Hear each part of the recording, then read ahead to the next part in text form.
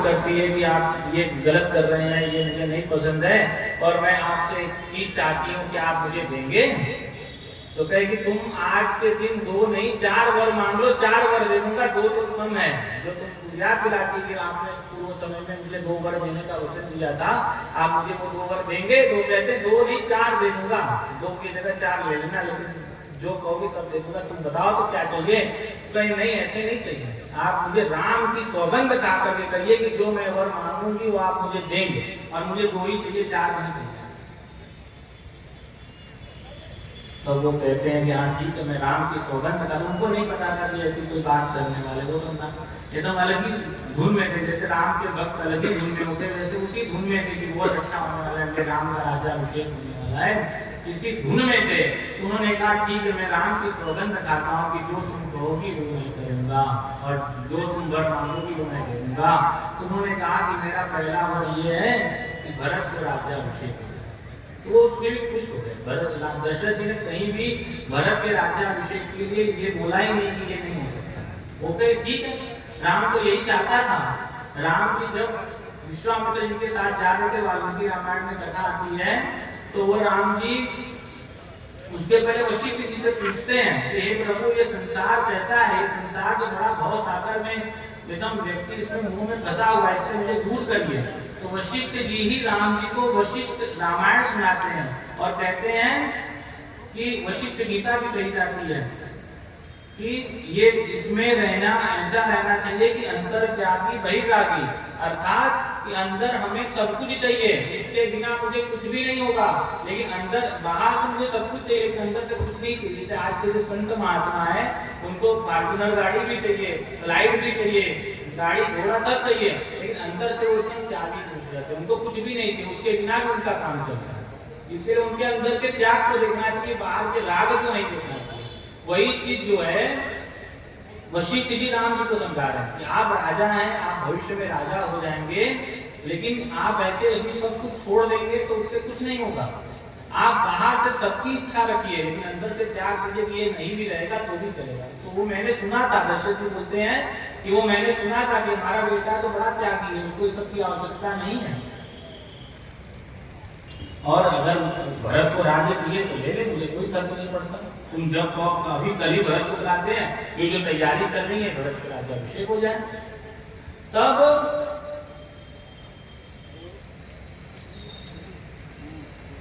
फिर अगला वचन बोलती है कैकेयी कि ये तो ठीक है, लेकिन ये मुझे राम का वन गमन भी चाहिए, राम वन में चला जाए। तो वर्ष की बात कहीं नहीं आई थी, पूरे कहीं भी न कैकेयी ने एक बार भी, न मंथरा ने एक बार बोला कि 14 वर्ष का वनवास होना चाहिए, न कैकेयी के मन में ये था। लेकिन उनके अंदर भक्ति उमड़ पड़ी कि अगर राम सदा सर्वदा के लिए वन में चला गया तो मैं कैसे रहूंगी, और इसी भक्ति की वजह से उनके मन में से निकल आया कि 14 वर्ष का वनवास होना चाहिए, कम से कम वापस तो आ जाएगा। ये कैकेयी की भक्ति है, नहीं तो वो तो कह देती थी आजन्म वनवास रहे, क्या फर्क पड़ता है, वचन में तो कुछ भी बोल सकती थी, लेकिन उसके अंदर का भक्ति था, प्रेम था, जो उससे बुलवा देना सरस्वती जी के मन में था, ये उसके अंदर डाल देगी 14 वर्ष का वनवास। देवता लोग तो केवल इतना चाहते कि वनवास चला जाए और वहां जाके राम को मार दे, खत्म, हमारा काम हो गया, किसी से कोई मतलब ही नहीं। मंत्रा भी नहीं चाहती कि वन में चला जाए, कोई फर्क नहीं पड़ता है।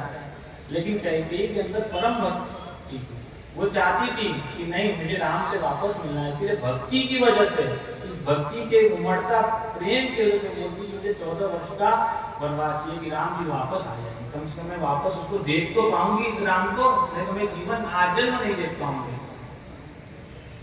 दशरथ जी खूब समझाते हैं, तुम्हारी बुद्धि हो गई है, मैं तुमसे और भरत से जीवन भर बात नहीं करूंगा, मैं आज ही इस जगह को त्याग दूंगा। लेकिन कैकेयी मानती नहीं है। मंत्रा ऐसी पाठ पढ़ाई थी कि मानना मत, कुछ भी हो जाए मानना मत, खूब समझाया जाएगा मानना मत, तो वो मानती ही नहीं है।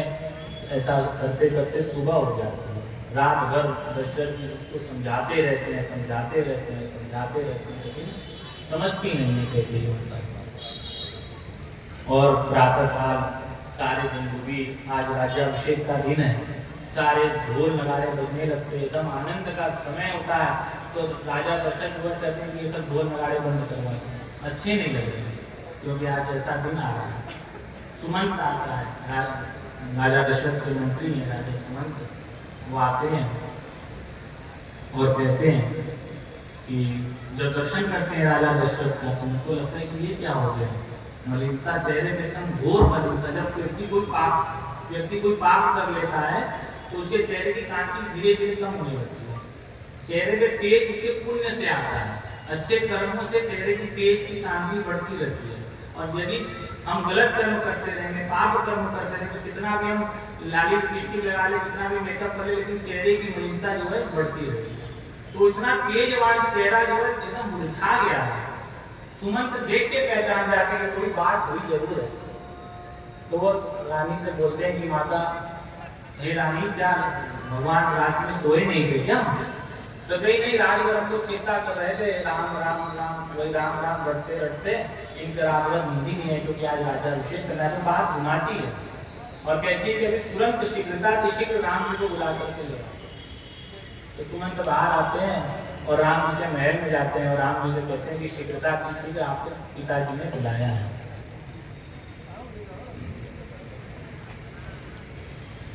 राम जी सुनते हैं, उनको लगता है कि अब राज्याभिषेक है, इसलिए पिताजी बुलाए हैं। तो सीता माता से कहते हैं कि मैं जा रहा हूँ, और नंगे पैर जो है महल, अपने महल से दशरथ जी कैकेयी के महल की तरफ बढ़ रहे हैं।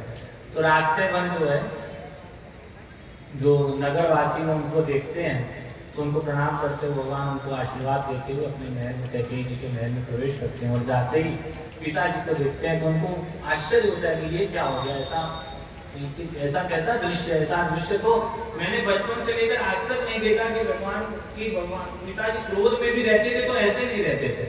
और मुझसे तो आज तक कभी क्रोध में भी मतलब क्रोध पूर्वक बात नहीं की, हंस करके बात की। आज तो बात ही नहीं करे। तो कैकेयी से पूछते हैं कि हे माता, ये क्या हो गया, कुछ समस्या है तो बताइए।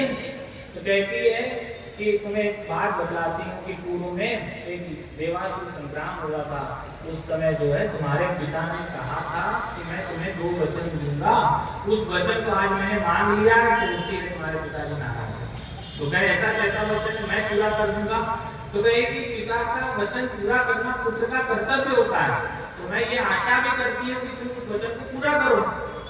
तो कही माँ, मैं तो राम जी कहते माँ, मैं सारे पिता के वचन पूरा करूंगा, आप बताइए तो सही क्या वचन है, मैं करने के लिए तैयार हूँ।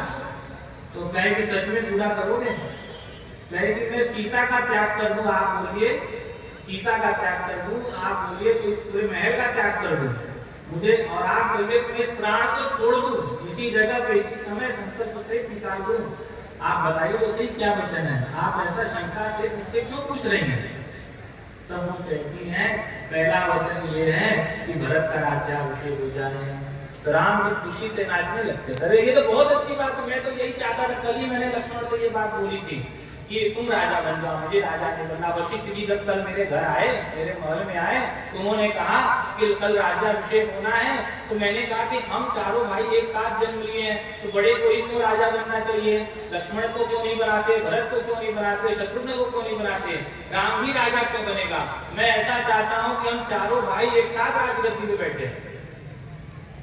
तो मैं तो अभी, आपने तो मेरे मन की बातें कर दी कि भरत को राज्याभिषेक हो जाए, बहुत अच्छी बात है, मैं अभी भरत को बुलवाता हूँ और भरत का राज्याभिषेक कराता हूँ। ये तो बहुत अति उत्तम बात है। राम जी खुश हो गए, ये तो पहला ही वचन है, कोई बात नहीं, तुम तो समझ गए। लेकिन दूसरा वचन इससे बड़ा है कि तुम्हारा वनवास हो जाए, तुम 14 वर्षों के लिए वनवास चले जाओ। तो वो और खुश हो जाते हैं।